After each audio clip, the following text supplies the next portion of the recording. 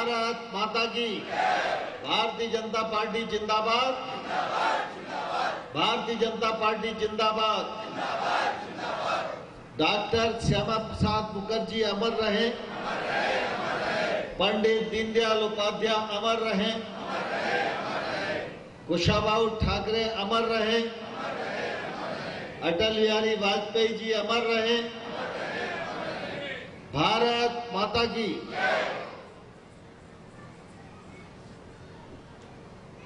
ग्वालियर दक्षिण विधानसभा के इस कार्यकर्ता सम्मेलन में हम सबके मध्य विराजमान भारतीय जनता पार्टी के अध्यक्ष आदरणीय श्री अभय चौधरी जी,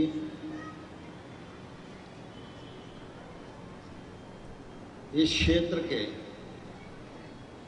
पूर्व विधायक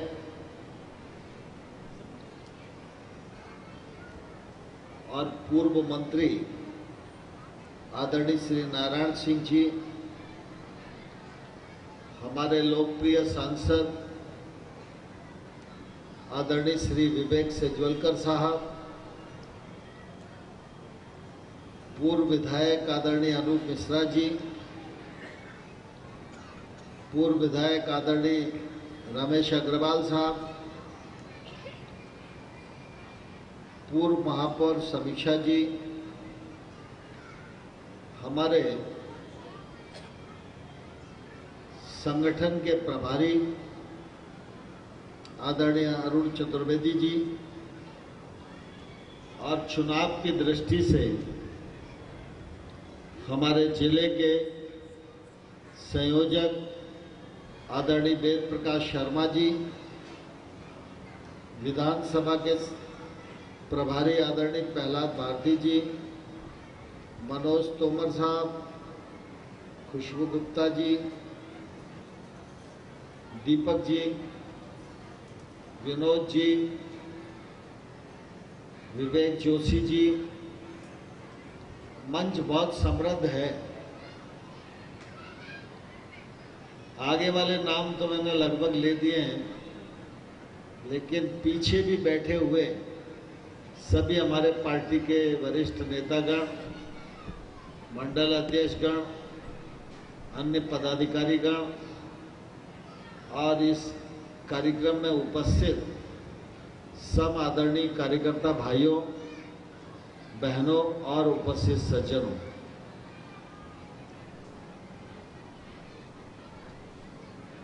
पूरे प्रदेश में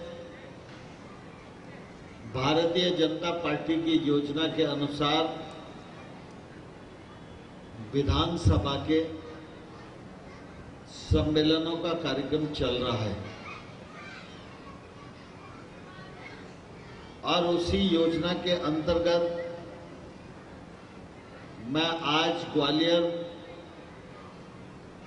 राष्ट्रवीर दुर्गादास राठौर जी की जयंती के कार्यक्रम में आने वाला था, तो मुझे अभय चौधरी जी ने कहा, भारत सिंह जी ने कहा कि ये 2 विधानसभाओं के सम्मेलन बाकी हैं, तो फिर पूरे दिन का कार्यक्रम बन ही गया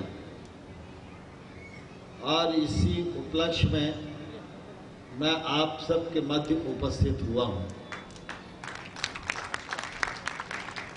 आप सब भारतीय जनता पार्टी के कार्यकर्ता हैं। व्यवस्था के अनुसार कुछ लोगों को मंच पर बैठना पड़ता है, लेकिन हम सब इस बात का भरोसा कर सकते हैं कि मंच पर बैठने वाले कार्यकर्ताओं से ज्यादा भी आदर के केंद्र नीचे की भीड़ में बैठने वाले भारतीय जनता पार्टी के कार्यकर्ता होते हैं, क्योंकि मंच पर जितने लोग बैठे हैं, ये चुनाव में कौन कहां होगा, कितना पोलिंग तक जा पाएगा, किसी की दूसरी जगह ड्यूटी लगी होगी, लेकिन आप सब लोगों में जो बैठे हैं वे ही लोग जब मतदान केंद्र पर भारतीय जनता पार्टी का काम करते हैं तो आपका पसीने की बूंद जब गिरती है उसी में से भारतीय जनता पार्टी की जीत सुनिश्चित होती है। और इसलिए जो देव दुर्लभ कार्यकर्ता है वही वंदनीय है और वही अभिनंदनीय है। मंच पर जो लोग बैठते हैं वो किसी न किसी पद से जुड़ जाते हैं, तो इसलिए उनको मंच पर बैठना ही होता है। लेकिन हम सब यह जानते हैं कि भारतीय जनता पार्टी में कार्यकर्ता ही सबसे बड़ा प्रमुख है। हमारे नेता अटल बिहारी वाजपेयी जी कहा करते थे कि राजनीतिक क्षेत्र में जितने पद हैं उनमें कोई भी पद स्थायी नहीं है, चाहे वो संगठन का हो, चाहे वो सरकार का हो और चाहे वो विधायिका या संसदीय का हो। जो आज है वो कल नहीं रहेगा, यह अपने आप में कठोर सच्चाई है। लेकिन अटल जी कहते थे कि एक पद है कि अगर इस पार्टी में कोई भी व्यक्ति अपने आप को भारतीय जनता पार्टी के योग्य कार्यकर्ता के रूप में निर्माण कर ले तो उसको कार्यकर्ता के पद से कभी भी कोई हटा नहीं सकता। ये स्थायी पद है और इसलिए आज अगर भारतीय जनता पार्टी 13 करोड़ सदस्यों की पार्टी है तो अगर हम मीमांसा करेंगे तो नीचे बैठे हुए जो लोग हैं उनका 13 करोड़ सदस्य बनाने में योगदान ज्यादा होगा तुलनात्मक मंच पर बैठे हुए लोग हैं उनसे। तो 13 करोड़ की पार्टी बनाने में आपका योगदान है। चुनाव लड़े जाएं तो जिताने में आपका योगदान है और जहां सरकारें बनती हैं वह कार्यकर्ता के परिश्रम के परिणाम स्वरूप ही बनती है। आज हम सब लोग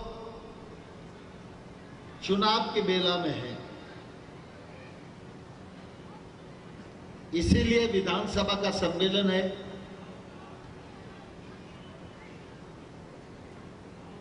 तो जब चुनाव है तो आप जैसे कार्यकर्ताओं को कुछ बहुत समझाने की आवश्यकता नहीं, क्योंकि आप सब लोगों ने अनेक चुनाव लड़े भी हैं और लड़ाए भी। लेकिन यह जरूर है कि वक्त की नजाकत को पहचानना और उसके हिसाब से रणनीति बनाना और काम करना यह निश्चित रूप से निर्वाचन में जरूरी होता है। आमतौर पर अगर आप देखेंगे तो ध्यान में आएगा कि भारतीय जनता पार्टी के कार्यकर्ता सबसे ज्यादा है और उपलब्धियों का भी इतना पिटारा है कि हम सब लोग दम लगा दें तो भी उपलब्धियों का पूरा बखान नहीं हो पाएगा। लेकिन इतनी सारी उपलब्धियां यह हमारी पूंजी है और यह हमारा सौभाग्य भी है कि आज अगर हमको सरकार में जनता ने भेजा तो हम किसी भी बड़ी से बड़ी सभा में ललकार कर ये कह सकते हैं कि हमारी सरकार ने मध्य प्रदेश की तस्वीर बदलने का भी काम किया और मध्य प्रदेश के गरीब की तकदीर बदलने का भी काम किया। मैं बहुत योजनाओं पर बात नहीं करना चाहता, लेकिन मैं एक दो उदाहरण आपको देना चाहता हूं। आयुष्मान भारत योजना, देश की आबादी 140 करोड़ है। 140 करोड़ में ये योजना 50 करोड़ जनता को कवर करती है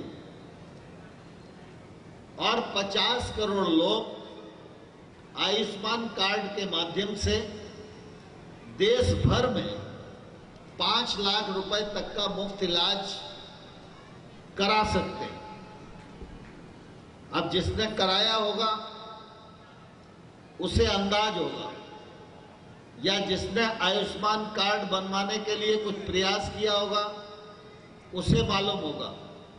लेकिन अगर किसी पॉलिटिकल कार्यकर्ता ने इतने बड़े अभियान में हाथ बटाया ही नहीं, तो वो कॉन्फिडेंस के साथ कह नहीं सकता कि आयुष्मान कार्ड के क्या फायदे हैं। लेकिन मैं आपको बताना चाहता हूं कि हमारा जय आरोग्य हॉस्पिटल एक अस्पताल है। आयुष्मान के पंजीयन हॉस्पिटल और भी है, कैंसर हॉस्पिटल है, विरला वाला है, और भी 2-4 होंगे। मुरार का अस्पताल है, ग्वालियर का अस्पताल है, आपका जनकगंज का अस्पताल है। लेकिन अकेला जया आरोग्य अस्पताल में 6 महीने में 100 करोड़ रुपए का इलाज आम आदमी का मुफ्त में हुआ है। अब आप सोचो कि जब एक अस्पताल में 6 महीने में 100 करोड़ का इलाज हुआ,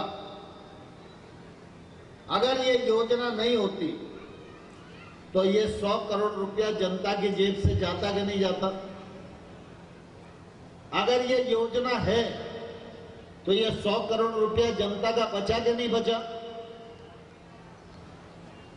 ये मैं सिर्फ एक अस्पताल का उदाहरण दे रहा हूं। ऑल ओवर इंडिया देखें तो बहुत बड़ा आंकड़ा है। अब ये सामान्य तौर पर हमको छोटी चीज लगती है,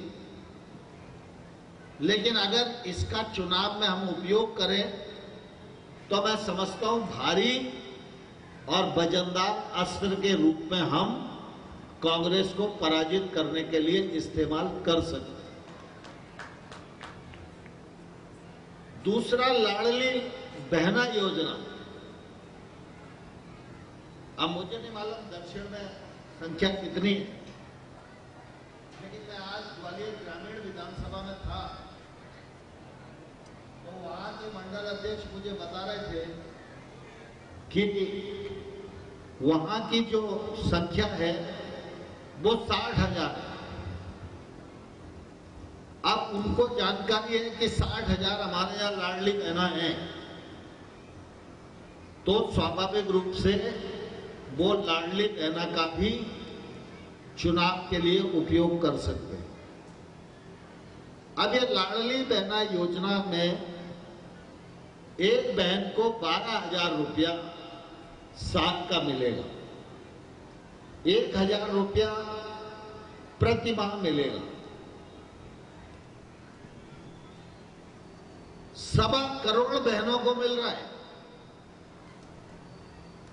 अगर हमारी रीच इन 1.25 करोड़ बहनों तक हो जाए और हमको एक ही बात कहना है कि योजना अभी बनी है और अभी आपको 1,000 रुपया मिल रहा है, थोड़े दिन बाद ये बढ़कर 3,000 हो जाएगा। लेकिन ये 3,000 कब होगा? जब 2 महीने बाद आप कमल पर बटन दबा के भारतीय जनता पार्टी की सरकार बना दोगे। अब मुझे बताओ ऐसी कौन सी महिला है जो 12,000 की जगह 12 या 36,000 नहीं लेना चाहेगी? लेना चाहेगी या नहीं लेना चाहेगी? कोई भी परिवार की महिला मना करने वाली नहीं है, किसी भी धर्म की हो, समाज की हो, बिरादरी की हो। हर बहन को लगता है कि 12,000 की जगह 36,000 मुझे मिलना चाहिए। तो हमको इतना ही कहना है कि अगर भाजपा की सरकार दोबारा बनेगी तो तुमको 36 मिलेंगे, और अगर नहीं बनी तो कमलनाथ की सरकार बनेगी तो ये 1,000 भी बंद कर देगी। अब आप सोचो, 1.25 करोड़ बहनें हैं, अगर एक ही कॉर्नर हमने साध लिया तो भारतीय जनता पार्टी की सरकार को बनने से कोई रोक सकता है क्या? बताओ। लेकिन अब इसके लिए हमें कोशिश करनी पड़ेगी और जाना पड़ेगा। बहनें तैयार हैं, लेकिन हम संपर्क करेंगे और हम उनको जाकर ये संदेश देंगे तो बहन अपने परिवार की भी मानने वाली नहीं है, चाहे उसका परिवार कांग्रेस पार्टी का हो चाहे अन्य पार्टी का हो। मैं आपको उदाहरण बताता हूं। मैं भी बीच में अपनी कॉन्स्टिट्यूंसी में गया था, श्योपुर जिले में, तो वहां कुछ आदिवासी बहनों से बातचीत हुई। तो मैंने ऐसे ही पूछा, लाडली बहना का लाभ मिल रहा है कि नहीं मिल रहा? तो वो बहनें बोली कि साहब 1,000 रुपया तो आन लगे। लेकिन उस गांव की आदिवासी महिला को यह मालूम था कि 3,000 होने वाले हैं। तो उसने मुझसे कहा कि भाई साहब 1,000 तो आन लगे, 3,000 कब से आएंगे? तो फिर मैं थोड़ी देर बैठ गया और मैंने सोचा, मैंने कहा यहां थोड़ा बातचीत करना चाहिए। तो गांव में काफी महिलाएं खड़ी थी, वहां भाषण था, वो सुनने के लिए आई थी। तो फिर मैंने उनको समझाया, मैंने कहा ये बात सही है कि 1,000 कौन दिए? बोले ये तो शिवराज सिंह ने दिए। अब आपको साल भर में ये 1,000 से 3,000 होना है, तो 3,000 कब होंगे? तो उन्हें नहीं मालूम था कि चुनाव कब है। मैंने कहा 2 महीने बाद चुनाव है, तो शिवराज सिंह दोबारा आएंगे तभी तो 1 के 3 होंगे। हाँ भैया ये तो बात सही है। तो मैंने कहा आप क्या करोगी? बोले भैया पति यति जो भी है पहुआ हुआ पिए, लेकिन हम तो शिवराज सिंह को कमल के फूल पे ही ठोक के आएंगे। 3,000 रुपए महीने की सिक्योरिटी किसी महिला को मिल रही है, थोड़ा सा उसको संपर्क करके उद्वेलित करने की आवश्यकता है। ऐसे ही जिस परिवार में आयुष्मान कार्ड के द्वारा 1,50,000 का भी इलाज हो गया, मतलब आप सोचो कि अभी मेरा एक चचेरा भाई है, वो 2-3 महीने पहले आए, उनकी पत्नी की तबीयत खराब थी, तो उन्होंने बिरला में आके अपनी पत्नी को भर्ती कराया और मुझको फोन किया, मैं दिल्ली में था, कि भैया ऐसी ऐसी बात हो गई है और मैंने वहां भर्ती कर दिया है, ऐसी तबीयत खराब थी। तो मैंने कहा तुम चिंता नहीं करो, बाकी मैं बात कर लूंगा, इलाज की दृष्टि से भी और बाकी पैसे ऐसे भी ज्यादा नहीं लगे। तो उसने मुझे कहा कि भैया तुम तो इलाज की बात कर लो, पैसे की बात मत करो, क्योंकि मेरे पास आयुष्मान कार्ड है और मेरे पास 5 लाख रुपया भी है, तो इससे मेरा इलाज हो जाएगा। अब आप सोचो कितना कॉन्फिडेंस है। नहीं तो दिन भर हम लोगों के सामने यही चलता था कि साहब 100 रुपए दिलवा दो, 500 रुपए दिलवा दो। अभी भी बड़ा मामला हो जाता है तो मुख्यमंत्री से सहायता के लिए कहना ही पड़ता है। तो इन योजनाओं में बड़ी ताकत है, लेकिन हमको याद दिलाना पड़ेगा कि ये ताकत आपको कैसे मिली। दुनिया की सबसे बड़ी health insurance scheme Ayushman Bharat है। वो मोदी जी ने आपको दिया, तो हम लोगों को मोदी जी को के बारे में बोलने की आवश्यकता है। मोदी जी ने ये योजना दी, क्यों दी, हमारे ग्वालियर में इसका कितना फायदा है। अब मैंने जे हॉस्पिटल का आपको आंकड़ा बता दिया। अगर ये जे हॉस्पिटल में आयुष्मान कार्ड नहीं होता तो ये 100 करोड़ रुपए जनता की जेब से जाता ना, तो मोदी जी ने जनता के 100 करोड़ बचाए कि नहीं बचाए। अब 100 करोड़ बहुत छोटी रकम होती है क्या, और गरीब आदमी के लिए तो वरदान है। गरीब आदमी के तो 1,00,000 2 लाख अगर इलाज में लगाने की नौबत आए तो परिवार का बजट ही बिगड़ जाता है। तो इसलिए हम सब लोगों को भिन्न भिन्न कार्यक्रमों के माध्यम से मतदान केंद्र तक, योजनावार, मोर्चावार, जैसे जैसे हमारे कार्यक्रम बने, इन लोगों तक हमारा संपर्क और हमारी पहुंच बढ़नी चाहिए। अगर हमारी ये पहुंच बढ़ जाएगी तो इसका फायदा भारतीय जनता पार्टी को निश्चित रूप से मिलेगा ही। दूसरा, आज पूरे प्रदेश में मैं कई दिनों से कार्यकर्ताओं से भी चर्चा कर रहा हूं, जिलों में जाना भी हो रहा है, विधानसभा सम्मेलन में भी बात हो रही है और अनेक बैठकों में भी कार्यकर्ताओं से मुलाकात हो रही है। जनता के भी कार्यक्रम अनेक स्थानों पर संपन्न हो रहे हैं। जो धुंध आप सब लोगों को लगती है, मैं आप सब लोगों को विश्वास पूर्वक कहना चाहता हूं, ये विश्लेषण करना हम बंद करें। नीचे जमीनी स्तर पर जिन लोगों को लाभ मिला है, वो गरीब आदमी भारतीय जनता पार्टी के साथ कंधे से कंधा और कदम से कदम मिलाकर चलेगा। लेकिन हम सब भारतीय जनता पार्टी के कार्यकर्ता हैं, हम जनता और पार्टी के बीच में ब्रिज हैं, यही हमारी भूमिका है। नहीं तो फिर हम राजनीति कर ही क्यों रहे अगर इस भूमिका का निर्वाह नहीं कर सकते।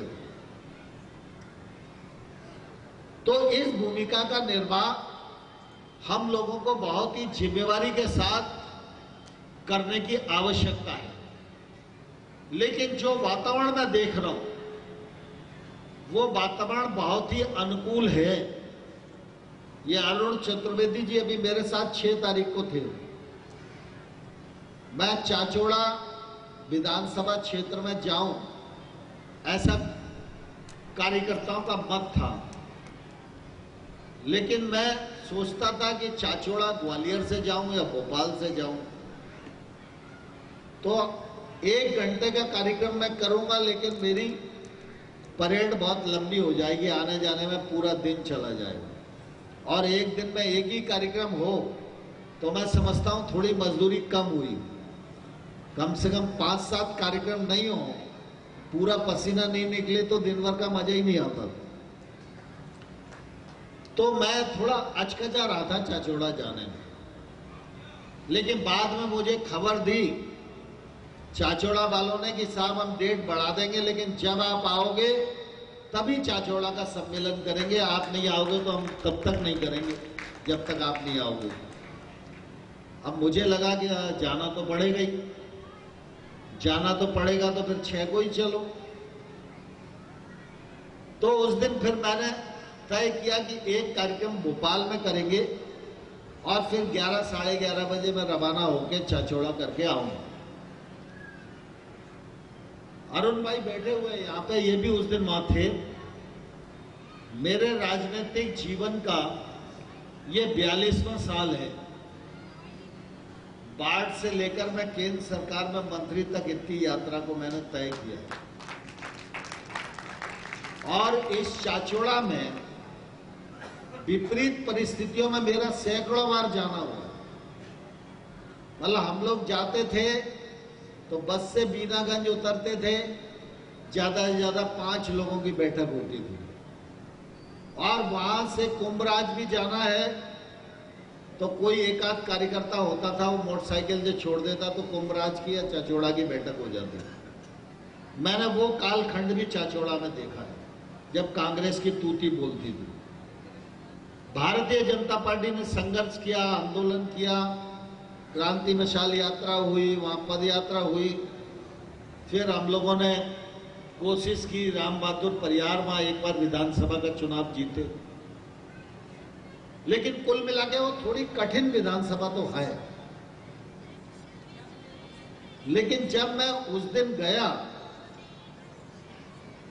तो उस दिन चाचौड़ा विधानसभा का जो सम्मेलन था, उसको देखकर मैं एकदम हतप्रभ था। मतलब उतनी संख्या, शायद मैंने गुना जिले में भी उतनी बड़ी सभा कभी संबोधित नहीं करी। एक बार एक कार्यक्रम में राजमाता जी गेस्ट थी, तो राजमाता जी के कारण वो बड़ी सभा थी, लेकिन अपने स्तर पर मैंने इतनी बड़ी सभा, गुना जिले में पूरे जिले की सभा हो तो भी इतनी बड़ी नहीं थी। मतलब आर पार कार्यक्रम था, और जोश देखने लायक था, उत्साह देखने लायक था, और ऐसा लग रहा था कि आज चुनाव हो और कल गिनती हो तो चाचौड़ा में भारतीय जनता पार्टी का कमल खिल जाए। ऐसे ही मैं मंदसौर गया, उज्जैन संभाग में भी 2-3 कार्यक्रम करने का अवसर मिला। तो मैं ये आपको कहना चाहता हूं कि कार्यकर्ताओं का और जनता का जो उत्साह है, और जो चाचौड़ा इतनी कठिन विधानसभा है, उसमें जो कुछ दृश्य मैंने देखा, उसके आधार पर मैं ये विश्वास पूर्वक कह सकता हूं कि भारतीय जनता पार्टी की सरकार पूरे बहुमत के साथ इस मध्य प्रदेश में बनने वाली है। लेकिन हम सब कार्यकर्ताओं को जरा इसको इस दृष्टि से भी देखना चाहिए कि आज सरकार जरूरी क्यों है। आमतौर पर सरकार ना हो तो भी काम चल सकता है, लेकिन आज पूरे दुनिया में भारत के बारे में जो राय बनी है, वो राय बरकरार रहना आवश्यक है, क्योंकि वो राय बनी है भारतीय जनता पार्टी के कार्यकर्ताओं के दम पर, वो राय बनी है भारत की जनता के दम पर, वो राय बनी है भारतीय जनता पार्टी की केंद्र में बहुमत की सरकार के कारण, और वो राय बनी है नरेंद्र मोदी जैसे सशक्त नेतृत्व के कारण। आज जो लोग हमसे सहमत नहीं है, वो भी एक ही बात कहते हैं कि आने वाले कल में तेजी से आगे बढ़ने वाली कोई अर्थव्यवस्था है तो उस अर्थव्यवस्था का नाम भारत है। गत 9 वर्षों में नरेंद्र मोदी जी ने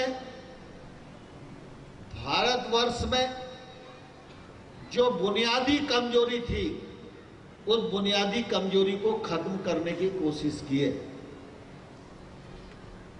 आज से 10 साल पहले हम अगर किसी मंच पर खड़े होकर ये कहते कि 2047 में भारत महान भारत बन जाएगा, तो लोग हमारा मजाक उड़ाते। लेकिन आज जब हमारे नेता नरेंद्र मोदी जी कहते हैं कि भारत 2014 में 11वीं अर्थव्यवस्था था। 2 कार्यकाल में सुधार करके हमने 5वीं अर्थव्यवस्था अपने आप को बनाया, ब्रिटेन को भी पछाड़ दिया। और अभी आपने उस दिन लोकसभा में मोदी जी का भाषण सुना होगा, तब मोदी जी ने कहा कि इस बार हम आएंगे,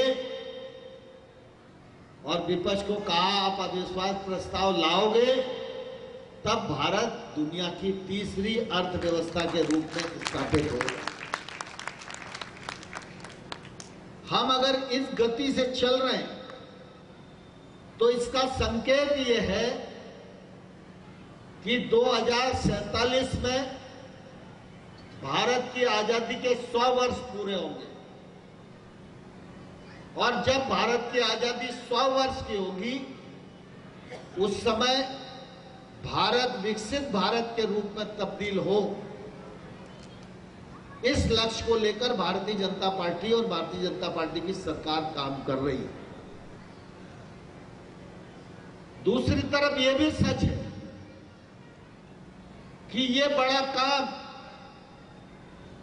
स्वामी विवेकानंद जी का स्वप्न, डॉक्टर मुखर्जी और पंडित दीनदयाल उपाध्याय जी का स्वप्न, ये अगर 2047 में श्रेष्ठ भारत के रूप में साकार होगा तो ये भी भारतीय जनता पार्टी के कार्यकर्ता ही कर सकते हैं, दूसरा कोई राजनीतिक दल नहीं कर सकता। नरेंद्र मोदी जी ने यात्रा को आगे बढ़ाया है, ये यात्रा रुके नहीं, ये हम सब कार्यकर्ताओं की जिम्मेवारी है। अब आपके मन में आ रहा होगा मोदी जी का चुनाव तो 24 में होगा, मोदी जी का चुनाव तो हो ही जाएगा, लोकसभा तो जीत ही जाएंगे। लेकिन आप सब इस बात को भली भांति जानते हैं। अभी नारायण सिंह जी आपके बीच में बोल रहे थे तो उन्होंने 1.5 साल कांग्रेस की सरकार का जो अंतराल है वो बताया। राज्य में भी सरकार केंद्र की ताकत के लिए जरूरी है।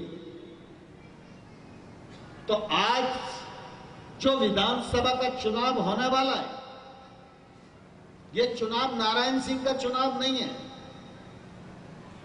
यह चुनाव अभय चौधरी का चुनाव नहीं है, यह चुनाव अनूप मिश्रा का चुनाव नहीं है, यह चुनाव विवेक सेजवलकर जी का भी चुनाव नहीं है, यह चुनाव नरेंद्र सिंह तोमर का चुनाव भी नहीं है। यह चुनाव शिवराज सिंह को मुख्यमंत्री बनाने के लिए भी नहीं है। यह जो चुनाव हो रहा है, इस चुनाव में भारतीय जनता पार्टी की जीत 2047 में भारत को विश्व गुरु के पद पर अधिष्ठित करने में मदद करेगी। इसलिए व्यक्तियों की संकीर्णता में इस चुनाव को बांधने की अगर कोशिश हमारी हुई तो पार्टी के प्रति हमारे द्वारा किया गया ये बड़ा महापाप हो। इसलिए नेताओं को भी दिल बड़ा करना चाहिए और कार्यकर्ताओं को भी आगे बढ़ के गले लगाना चाहिए, और नेता और कार्यकर्ता दोनों कदम से कदम मिलाएं, कंधे से कंधा मिलाएं, दोनों की बाड़ी में सामंजस्य हो, दोनों की बाड़ी में तादाम्य हो, और दोनों लोग मिलकर पूरी ताकत के साथ काम करेंगे तो मैं विश्वास पूर्वक कह सकता हूं हम दक्षिण भी जीतेंगे, ग्वालियर की भी सब सीटें जीतेंगे और बहुमत से भारतीय जनता पार्टी की सरकार मध्य प्रदेश में बनाने में सफल होंगे। आप सब लोग इसके लिए तैयार हो? कौन कौन तैयार है और कौन कौन नहीं है, ईमानदारी से बोलना। जो तैयार नहीं हो वो हाथ मत उठाओ। नहीं, हाथ तो सब उठा ही देते हैं, बाद में जब अलग अलग बातचीत करते हैं तो दूसरी बात शुरू हो जाती है। अब तो कोई दूसरी बात नहीं होगी ना, चुनाव में किसी का मुंह तो नहीं देखेंगे, कमल का फूल ही देखेंगे क्या? नहीं। तो दोनों हाथ खड़े होके मुट्ठी बांध के हम लोग सब मिलकर संकल्प करें, भारत माता की भारत माता की। भाजपा को जिताएंगे, कमल का बटन दबाएंगे, भाजपा को जिताने के लिए घर घर जाएंगे, प्रत्याशी का मुंह तो नहीं देखेंगे, कमल को ही विजयी बनाएंगे, भाजपा की बहुमत की सरकार बनाएंगे, मोदी जी की ताकत बढ़ाएंगे, 2047 में भारत को विश्व गुरु बनाएंगे। भारत माता की, भारत माता की। भारतीय जनता पार्टी जिंदाबाद, भारतीय